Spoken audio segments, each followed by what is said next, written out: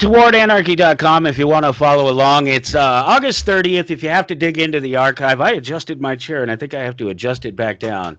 I think I'm sitting higher and I'm leaning into my microphone, and I shouldn't have to do that. It should be comfortable. I should be relaxed here.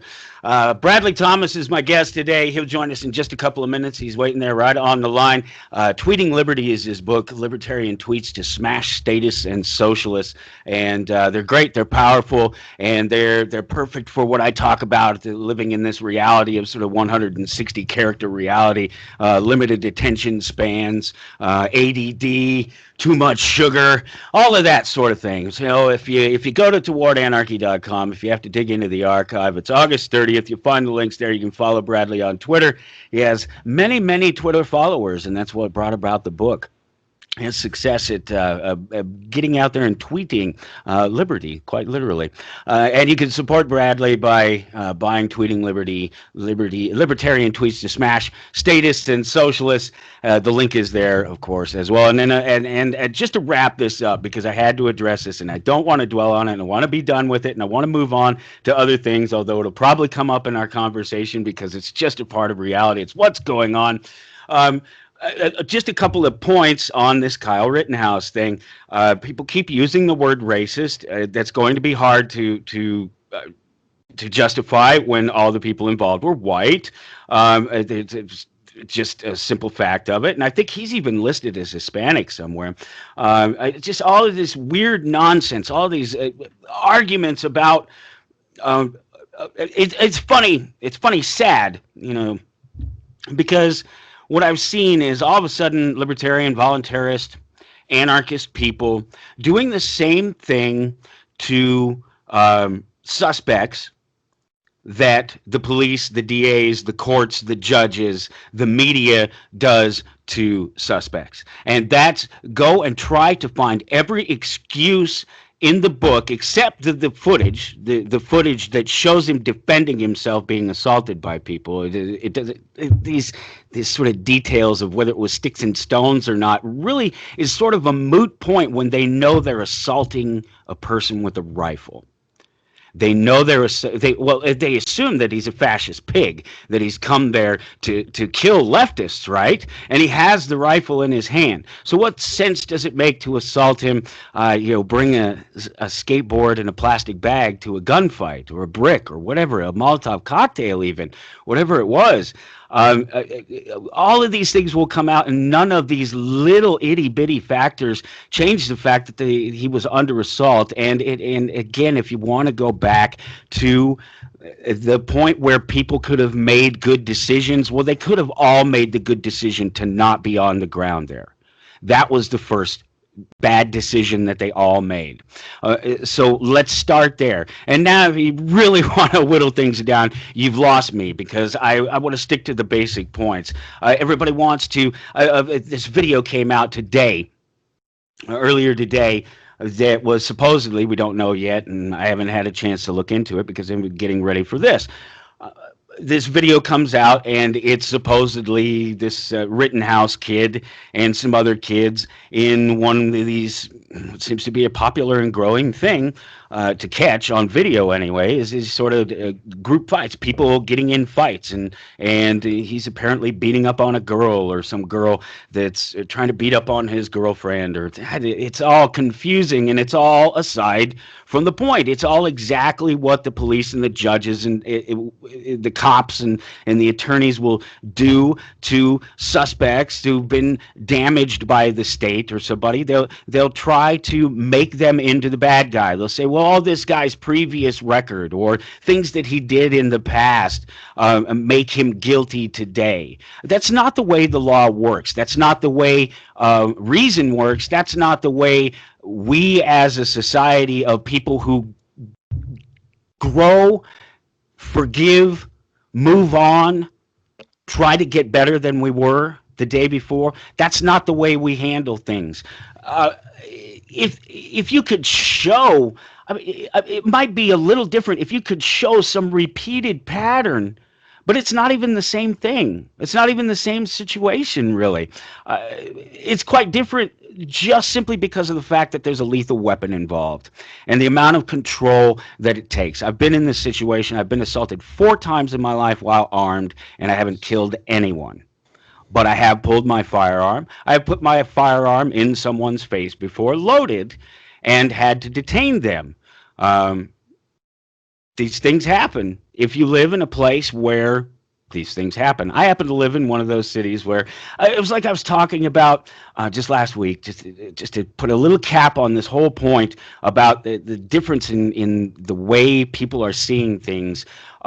I live in a city that is closer to broke than it is to prosperous.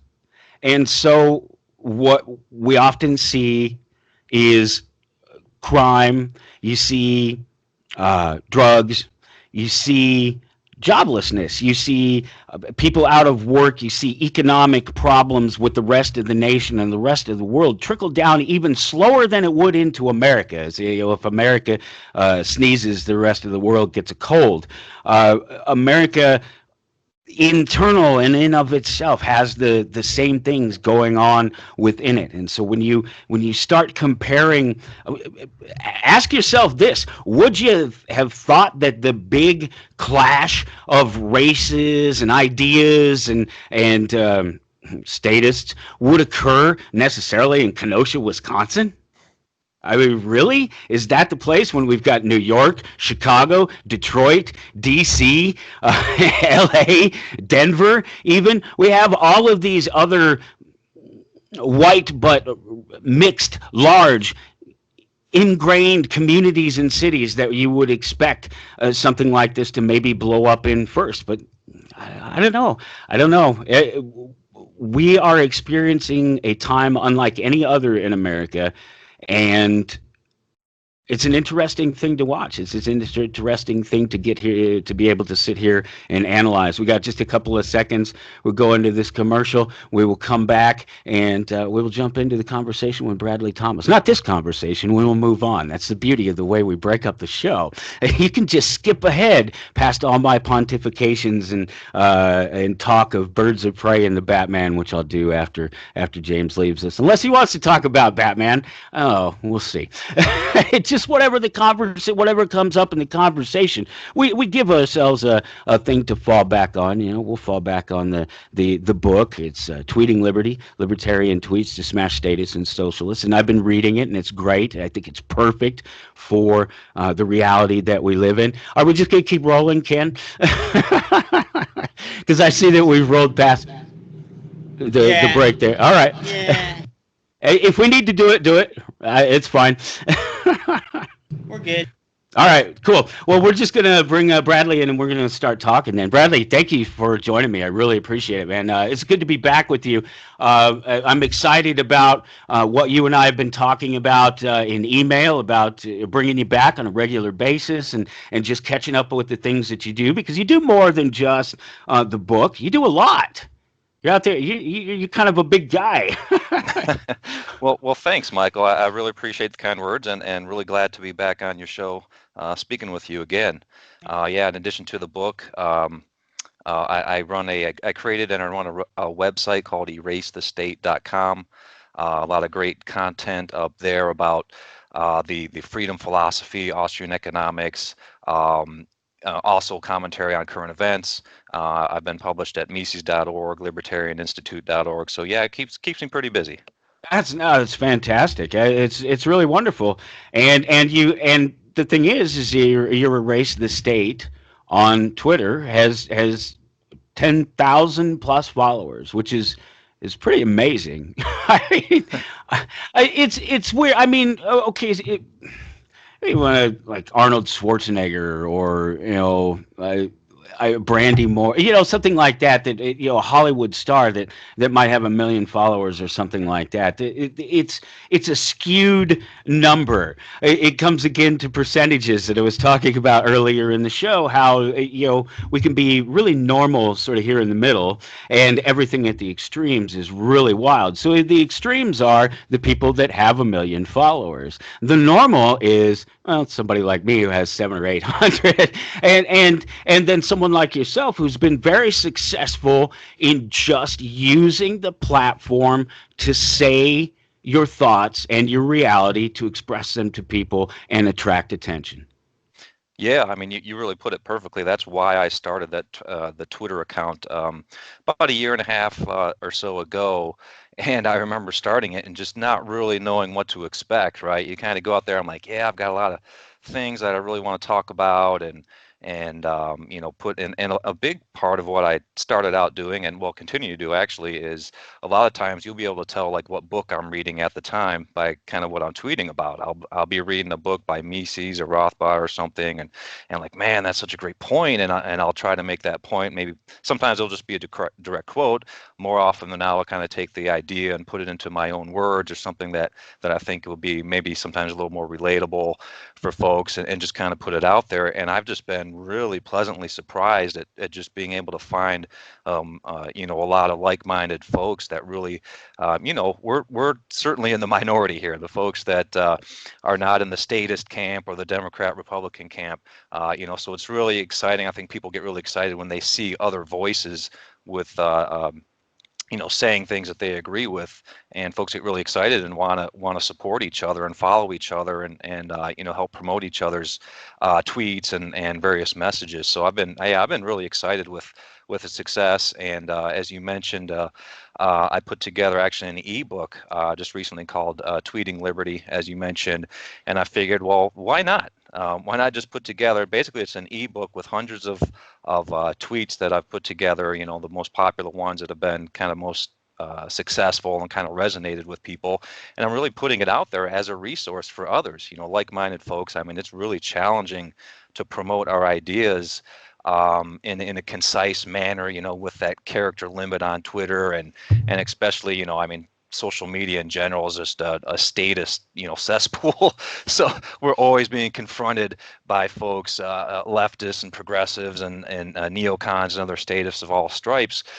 So, you know, I'm just really trying to put resources out there for folks to use. I mean, just a cup of coffee, basically. You get the ebook and you've got hundreds of tweets on subjects from socialism/Marxism to the social contract, to economics, Austrian economics, and on down the road, and just all put together in one handy spot. So, you know, folks, if you're out there and you're in the discussion and you're battling it out online and social media, I mean, I would encourage folks to pick this up at tweetingliberty.com. Pick it up, and like I said, there's hundreds of tweets that I encourage you just blatantly take it and use it, you know, to win arguments. I mean, it's important, obviously, to advance our ideas, but you know, let's all admit it. It can be pretty satisfying when we can shut up a self-righteous leftist too. You know, so you know, take advantage of that as well.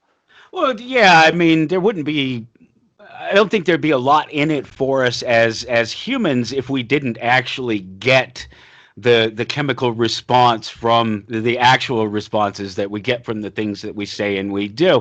And I think it's perfect that we have this right now because of the fact I talk about this all the time, that we're stuck in this 160 character world. I don't know, is that the limit? Still, is it 160 characters now? I don't know. It was 140 at one point, and I know they expanded it, so I had to change what I was saying. But at any rate, the point is that it's limiting, and our arguments can be self-limiting because what I've noticed here lately, as I'm having more and more conversations purposely with people that I don't know and that I know well enough to know that they're open to listen to my ideas. Okay, that's got to be one of the hardest things that we find. It's easy in the digital world; they just follow you. They want to hear what you have to say. They just follow you. It's not as easy in the real world. And what I'm finding is when I'm having these conversations is that while some of these answers that we give are valid answers and we can give them to each other, if we ask each other these questions, you know, universal basic income, what are your thoughts on it? Well, my thoughts are taxation is theft, and that's how you get the income that they're going to pay people. To you and me, that's a valid answer because we understand the story behind taxation being theft. We understand the creation of money. We understand the process of the Federal Reserve and the nightmares that they're going to inflict upon us after this last meeting they just had. And the things that they're talking about, getting more involved ultimately in the end of it. We understand these things. So what that becomes to other people is an emotional appeal. It's not an answer to their question. It's just an emotional appeal. It really doesn't solve the problem. What you're able to do with these tweets is to answer those questions in reasonable responses. And I think that that's important. I think that everybody needs that for their army, and not just on Twitter, their arsenal, not just on Twitter, but in real life. You want to say taxation is theft and have that statement sink in with someone, have that make that emotional mark. But if they don't understand it, they don't get it. But if you can take taxation as theft and turn it into a sentence, turn it into 2 sentences, 160 characters, they're that much closer to understanding, and you're that much further from making it an emotional appeal or even a logical appeal, whether it be fallacy or not, that they have to interpret. Yeah, exactly right. And just screaming taxation is theft at folks you disagree with is probably, it might rally up, the folks in the choir, but it might not be that persuasive to others. And persuasive, yeah, let's admit it. There's these die-hard statists and leftists and socialists we're just not going to convince. Who you're really trying to appeal to, though, are those folks who are kind of in the persuadable middle. That are still, yeah, they kind of feel like, welfare programs are on net benefit, and government is a source of good, and so forth, but they're not really entrenched yet. They can still kind of be persuaded by some arguments. So that's really the audience you're trying to target. Even if you're arguing with one of those diehard socialists, you kind of keep in mind who's watching, who's kind of watching these exchanges and how you're going to persuade those people, right? And I always really try to keep in mind just the contrast between consent versus coercion. you know Taxes are extracted by us under threat of force, um, and that's really what funds democracy, funds the government. So the very funding mechanism of the state itself is immoral because it's taken against our will. So when you start kind of leading people down that path a little bit, and hopefully start getting people to open their minds a little more, say, oh, okay, that's kind of interesting, let me learn more. And then you bump into arguments like the social contract, and so you can kind of dismantle that. Like, folks say, well, you agree to the social contract because you drive on the roads. Well, okay, that's like saying a prisoner agrees to be imprisoned because he eats the meals that the guards give him. You need to kind of point out some of these inconsistencies, and also, just kind of from a moral compass, again, force, aggression, coercion, we can all agree that it's bad when citizens use against each other. So let's kind of take that next logical step and underscore how it's also bad when the government does it to citizens. That's a weird thing that we have to deal with, is it? It's the biggest problem for everyone, especially those people that are on the fence.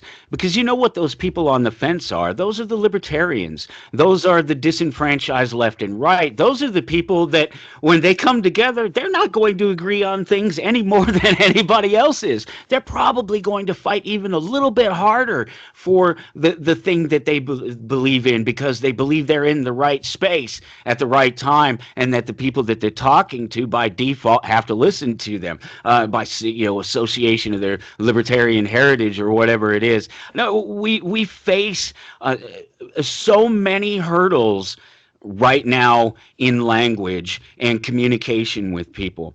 The language is degrading itself. If you listen to the language of the streets and the language of young people who don't have an influence of an intelligent person, of family, of friends, of teachers, of people at church, whatever it is, somebody that can speak to them like an adult, they grow up still speaking like children, and we have all of these 35, 40, even 50, 55-year-old people running around out here that sound, act, behave like children, and the only way you can get to them is that, because they all have that short attention span, ADHD attention span. You've got to find a way to grab them, and you have to do it in a number of ways. It can't be offensive. One of the biggest things that I think that I'm finding in successful communication, particularly in the short form, the social media, is when you tailor your words to the subject and to the ideas, and not the individual who's trying to express them or maybe doesn't understand them. Instead of using the word you, use the word they, them, it, and, or sklee or shlee, or say, I don't know, as long as it doesn't directly refer to the person who's reading it. And again, you have to be thinking about, and this has been one of the hardest things for me, I still do it to this day in the social media. You have to be thinking about who's watching and what they're going to see, the reasoned conversation, no matter where the other. Do you get a lot of detractors? I get some. There's right now. There's kind of a handful of steady trolls, and some of them. And I love pushback on my ideas. I mean, that's how you get better. That's how you sharpen your principles and beliefs. Unfortunately, most of the pushback I get is just kind of mindless. You hate children, and you hate poor people, and love corporations, and everything. And one thing I really enjoyed doing, I put out an article quite a while ago at Erase the State, called "If I Was a Corporate Shill." Right, and that was in response to a lot of the criticisms that libertarians get. Well, you push back on the state, but you just want corporations to run everything. So I kind of laid it out. Well, I'm not, but if I was, this is what I would support. And it was mostly, or it was all, government intervention, which empowers big corporations. So, leading people down to the conclusion, like, if I was a corporate shill, my beliefs would actually look a lot like what your beliefs do right now in supporting state intervention into the economy. Hey, hold that mirror up to him. It's hard because even places like, being a tech guy, I follow the Electronic Frontier Foundation, the EFF, and they're, generally speaking, they support free speech, and that's about it when it comes to freedom.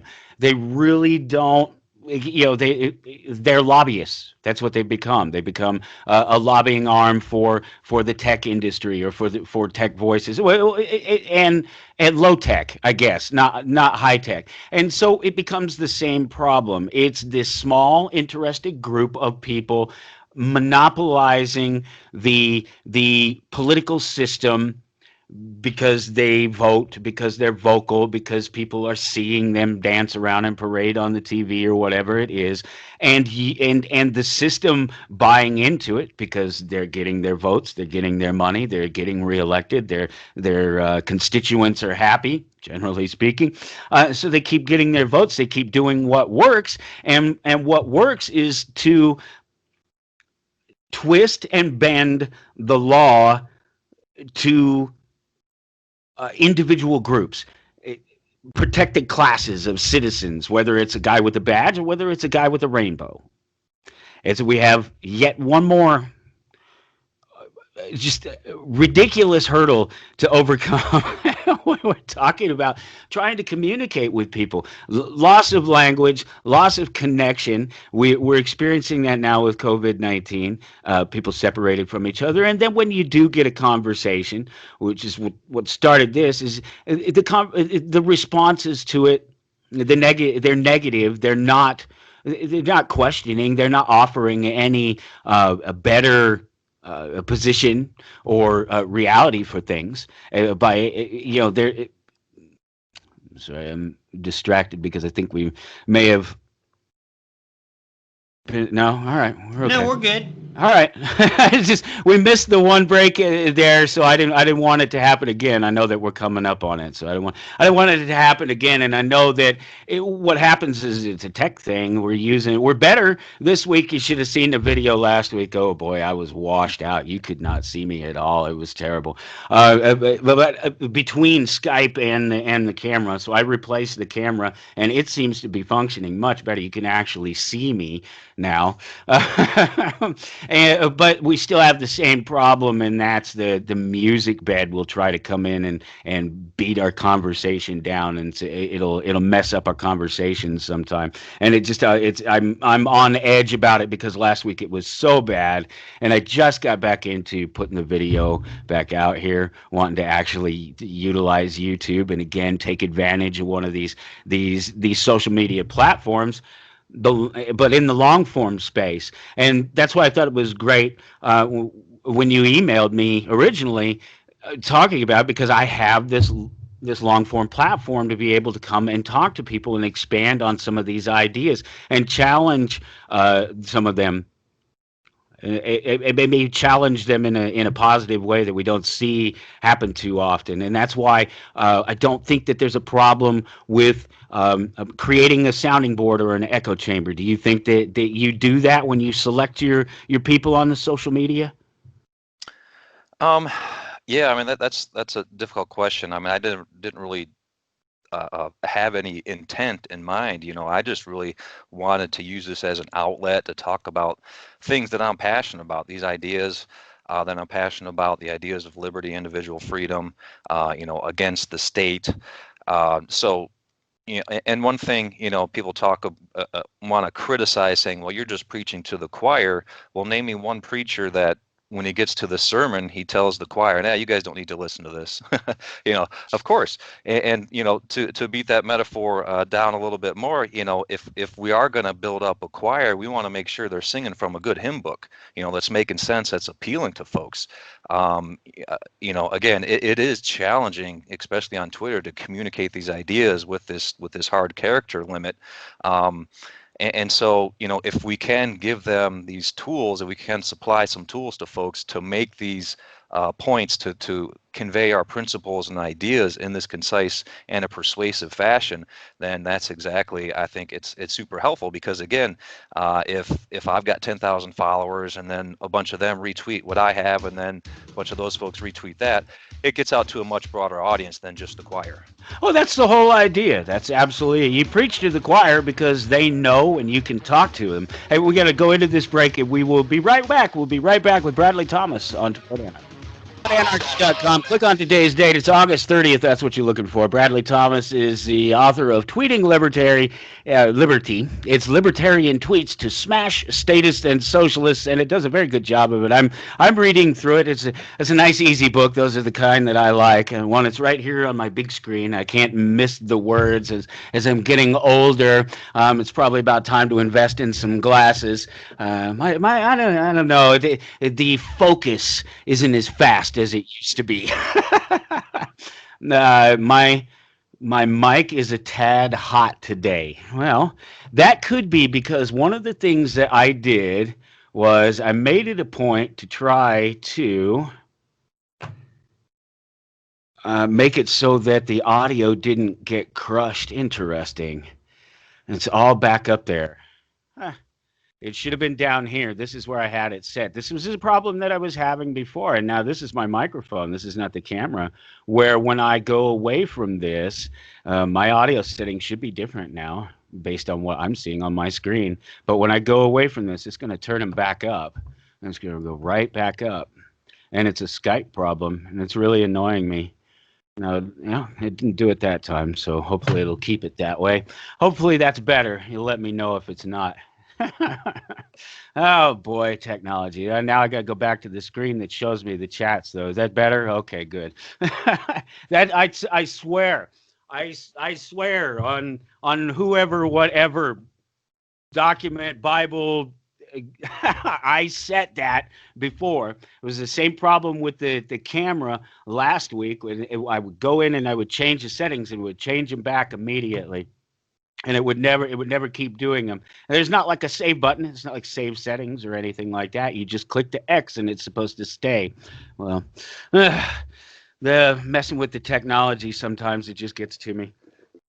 This is a really short segment right here, so it's always annoying to try to get into something. So just go to towardanarchy.com. Look for August 30th if you want to follow along. I have the link for you there if you want to follow Bradley on Twitter. It's at Erase State, not Erase the State, Erase State.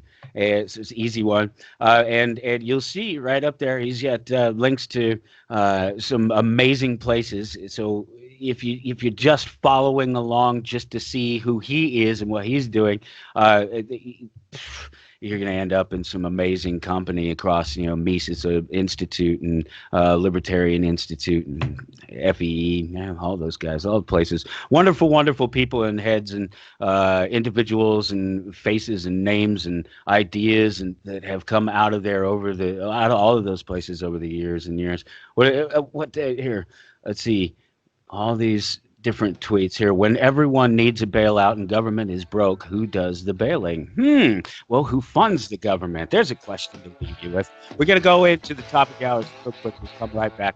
What an amazing show, as always. It's so great to have such a reasoned conversation with someone, and it just doesn't happen all the time. I get to do it at least once a week for an hour, so that's great. But it's only because I choose the guests. If it was if it was just random people, I wouldn't be so lucky as to even have an hour of good conversations every week. It's so hard to have a good quality conversation about something meaningful. I can talk to people all day long about games and Legos and toys and comic books and sports ball and all of these different things, and they're able to keep up their end of the conversation. But you start talking about money, you start talking about politics, particularly. Yeah, it does sound like they stayed at that level. Yes. Any of these, particularly when it comes to the possibility of government being good, is something that you hit on a little bit earlier in our conversation. It's a weird thing to have to explain force and coercion and involuntary actions to people, and I guess it's this innate need or a coward's response to either it's either an innate need to make themselves feel like they're a part of something. And I think that humans may be a little bit wired for that, particularly socially. We've been twisted that way over the years now, and it might be hard to turn that back. But I find people unapproachable, and at a certain point, especially if you're talking about politics, they get angry if you suggest that they're wrong or that they hold an immoral position on something. And it's hard to have a conversation with someone when they're so passionate about it. And it's a different passion than I experience in talking about freedom versus talking about politics. They're not, they're two different things by a long shot. So it's a lot of what this show is about. It's a lot of why I'm here, about improving my own ability to communicate with people, about getting these ideas out. It's not about creating a soundboard, having somebody like yourself, Bradley, here to have a conversation with, whereas we think very much alike and are connected in our understanding of politics and economics and the law and a lot of these other really important areas that affect people's lives. The rest of us aren't connected like that, and we can't possibly hope to make that connection. And then so they're passionately attached to their world, and it's hard to disconnect people from that, and it's hard to get an honest conversation out of people. Yeah, exactly right. There's a lot of emotional attachment that people bring to their political preferences. Brings out a lot of the tribal nature in humans.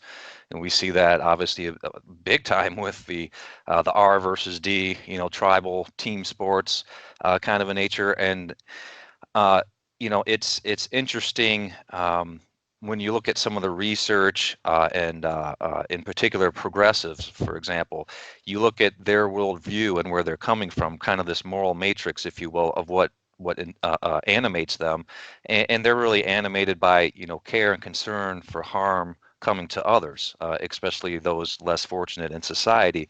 But then the natural next step is they view government intervention as a tool to alleviate that harm going to those less fortunate. And so I think it's really important for us to approach folks from within that moral matrix to get their attention. So we can talk about, libertarians certainly can talk about, well, look at the war on drugs and how that's devastated the black community, for example. Look at the war, even the war on poverty has not helped solve poverty. It's in fact made poverty worse.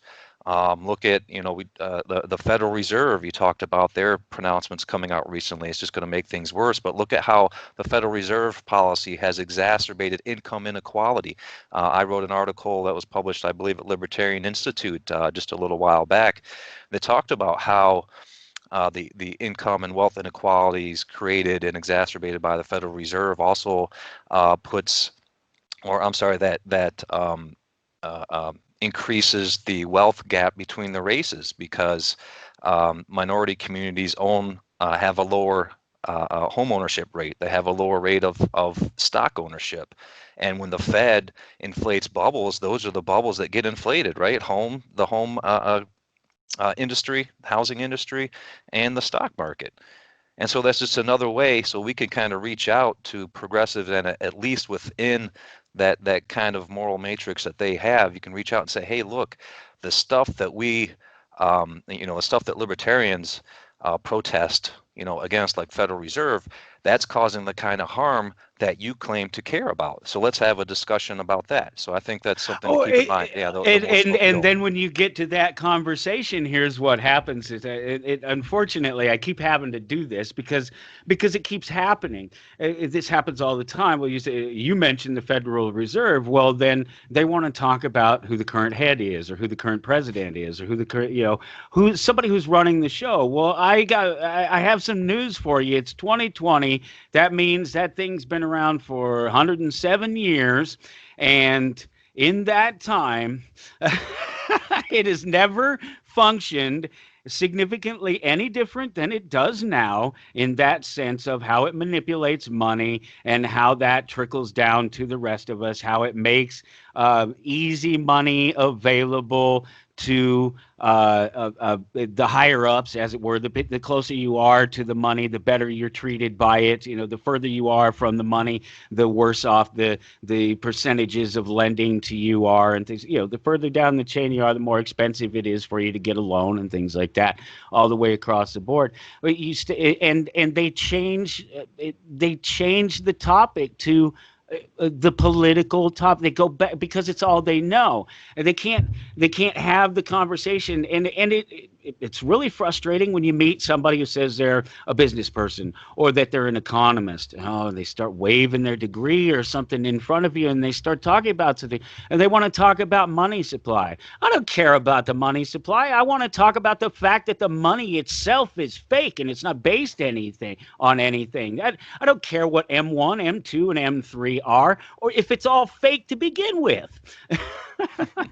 And so we end up having this it ends up being a political conversation instead of that moral, that core conversation about the values. And it seems like that's what ends up happening every single time. And then of course the political argument leads to an argument, not a discussion for trying to actually resolve or reach some sort of understanding.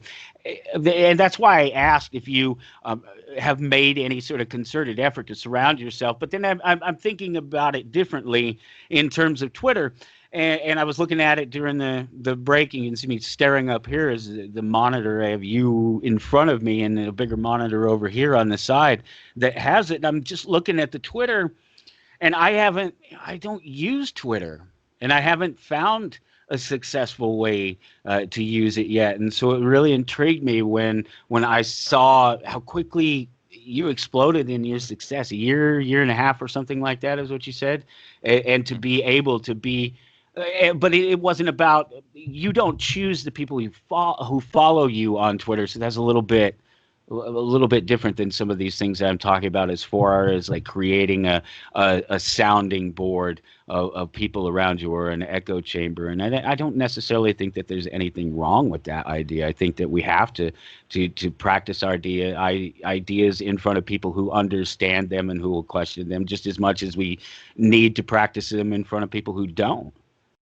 Yeah, and consider, say, your typical left-leaning, statist, progressive, whatever. They can go through 13 years of public schools, never have their beliefs challenged, right? Mm, They can go through 4 years undergrad college, never have mm. their beliefs challenged. Definitely go through any higher up degrees, never have their beliefs challenged. Watch the daily news, never have. So that's something I think that we as libertarians have a benefit from sharpening our ideas, because our ideas, we're confronted every day with challenges to our ideas, with opposing viewpoints to our ideas. I should say. I mean, it's all in the agenda of the corporate press. It's in academia. It's in the public schools. It's in water cooler talk. Just the average person, they tend to have this ingrained acceptance of the status quo of the government exists, and so the government is the best solution to all these problems and so forth. So we have this advantage because we are constantly bombarded with challenges and opposing viewpoints. And so when you do confront one of these progressive types with something that challenges their viewpoint, they often don't know how to react because they've never been challenged. And they are offended almost that someone could possibly believe something different. In their mind, they're like, well, this is what everyone believes, right? This is what normal people, decent people believe. And then when someone comes and challenges them, their head kind of explodes. And so that's why, some of the response that I'll get is not any sort of reasoned, some of the opposition I'll get is not some sort of reasoned argument. It's just mostly like, well, screw you. You just love corporations. You're just cozying up to billionaires. I'm like, why would I cozy up to billionaires? What am I getting out of it? It's just nonsensical, because in their mind, it just doesn't compute that anyone could think differently than them.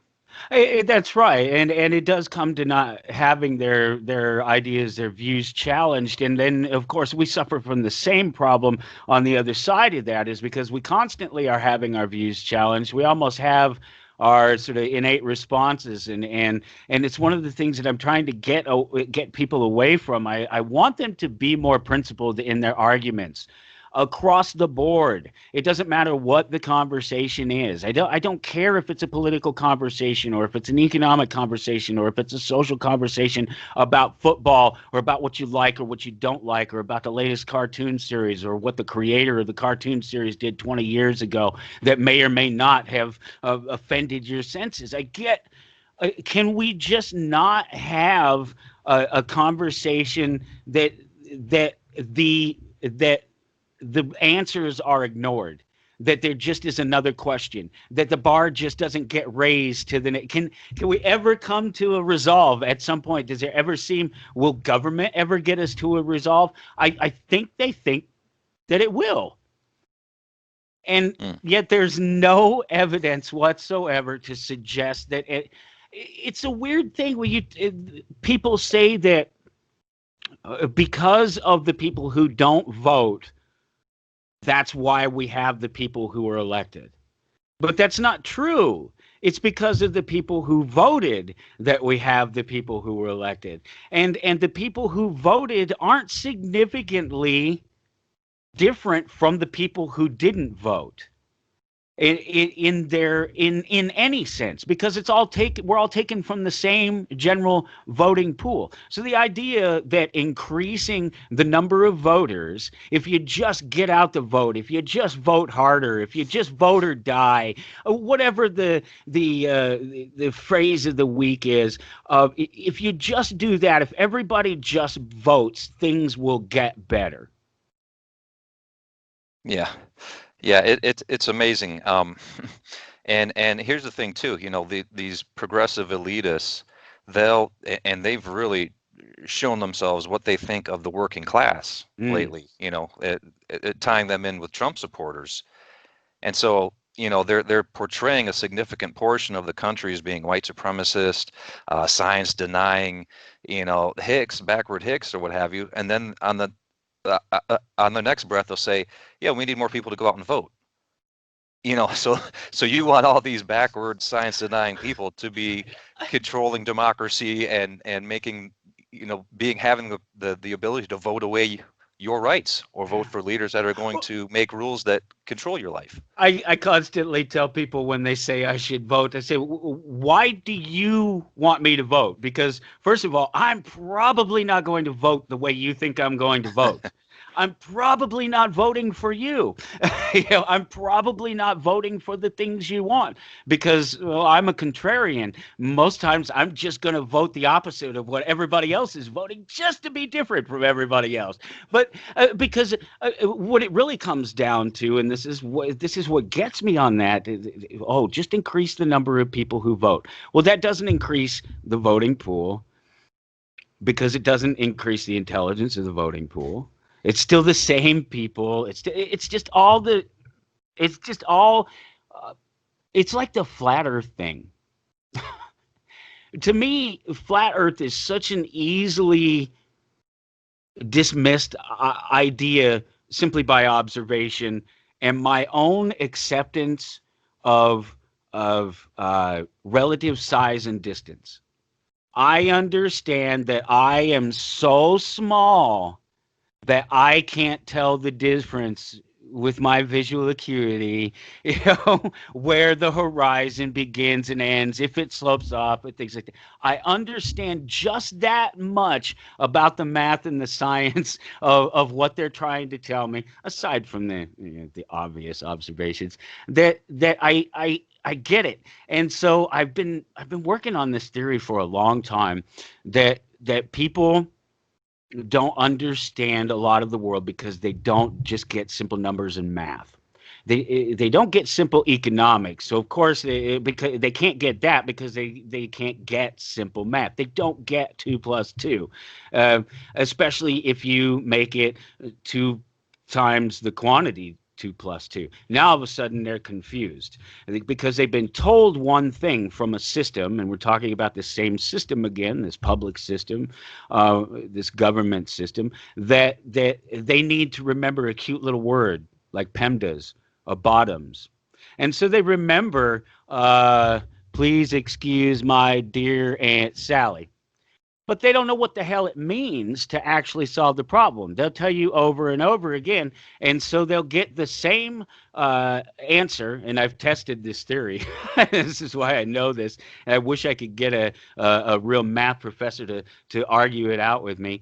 That it's a failure of socialized public school system ultimately is what it is, and all of these socialist ideas and the things that they're programmed. It's a total indictment of the whole idea of the government being responsible for education or anything at that level when they don't understand something as simple as when they've even given a mnemonic for how to work it. They don't understand what it actually means. They take it literally, and then they'll argue, well, you tricked me. I get this. They actually say, well, you tricked me, or you're showing off when I explained that you can't possibly have the same answer for 2 times the quantity 2 plus 2 as 2 times the quantity 2 times 2. If you get the same answer, and a lot of people do because they don't understand it, that you've done something wrong. I'm not trying to trick you. I'm not trying to make you wrong or to prove I'm smarter than you.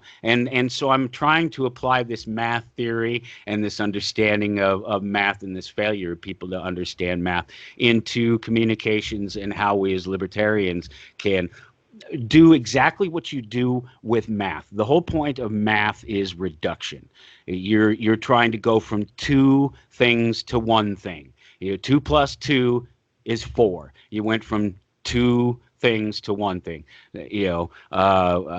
2 minus 2 is 0. It's you went from 2 products to 1 product, so it's reduction. And I think that we can take all of our arguments and reduce them into palpable ideas, and I think you've done that real well with the book of tweets so far as what I'm reading out of it. We're slipping into a break. We'll come right back and we'll wrap it up with Bradley Thomas.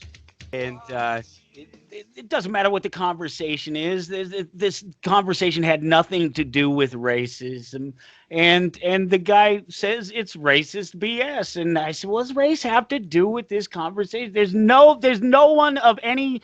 There are no POCs involved in this conversation or this topic. And I'm told that because the individual is a Trump supporter, which is unknown, is not proven fact, that means that they are racist, period. F them all. And being against BLM makes you a racist POS, period. So that's the type of conversations they're having. That's not even in a place where he couldn't just actually explain to me how it's racist, where he doesn't have the space or the time to. I mean, he took the time to tell me I'm a racist POS, and he doesn't even know me. But he didn't take the time to point out exactly how racism actually applies here, except that he might be a voter for Trump. Yeah, that's too much. That's just too much of that out there, that level of argumentation. And again, it gets back kind of the tribalism. It gets back to folks that have never had their beliefs challenged, and they can't accept that someone could possibly think differently than them. And so they have to ascribe some sort of sinister motivation to them, like racism. Yeah, and that's it. It's always one word, isn't it? Racist, fascist, Trumper. Yeah. So whatever it is, and then of course at first I'm thinking he calls me a Trump supporter, but I have to reread that. No, he's not calling me a Trump supporter. Because you are definitely way off if you think I'm a Trump supporter. It's so unfortunate, but I think it's great because I think that people like yourself, you're obviously huge. To hit 10,000 people on Twitter in a year just telling the truth and to not get banned. That alone is an amazing feat. Yeah, I'm almost disappointed in myself for that. I'm not trying hard enough, I guess, but it proves that you're making arguments and that you're not arguing with people. And that's something that I think our emotional arguments lend themselves to. Is we know this stuff so good. We just want people to get it. We just want them to understand. We understood it like that. It seems like for some of us. But the reality is that it's not that way, especially as you get, I mean, there's a gap. There's a learning gap in there, whereas children, they're impressionable. If you're raising children, you can probably raise them with some pretty good ideas if you influence them with our ideas every single day, just living it. And on the other end of that, exactly the same. But somewhere in the middle, people become unteachable. And if they don't become unlearnable, if they don't learn to learn, if they don't expand their wisdom and their knowledge base during that period of time and really make an effort to strive to improve themselves through that period, I think they become old, angry, bitter, something I don't want to be. Yeah, and I think one thing too that at least I try to emphasize is that a lot of these divisions in society, whether it be gender, race, ethnicity, whatever, is exacerbated and created by the state itself, because you have this system set up where a majority, the majority rule can impose their preferences over everybody else. So what happens? You combine that with sort of a tribalism. And so there's going to be groups that are going to use the state as an instrument, if you will, to punish those that they don't like via, government force and their elected officials and various laws. And so, without the state, I think society can much further or can much more peacefully organize itself without all these antagonisms by the blunt instrument used by the blunt instrument of the state. So so a lot of this division, I would argue, is created by the state itself. Well, the state makes so many enemies for the people. All over the place. It makes enemies of your neighbor. It makes enemies of the other politicians. It makes enemies of people across the other side of some imaginary line somewhere, even though they speak the same damn language we do, have the same basic tenets about life and morality and religion, even to some extent. Even as vast and different as that is in America, we still have this concept of Western religious morality, maybe tinged with some of the Eastern practices over time. But man, that music means that we've come to the end of another one. Thank you, Bradley Thomas, again so much, and I'll have you back again here real soon, and we'll talk about some more. Yeah, I hope so. I really enjoyed it, Michael. Thank you. Take care, my friend.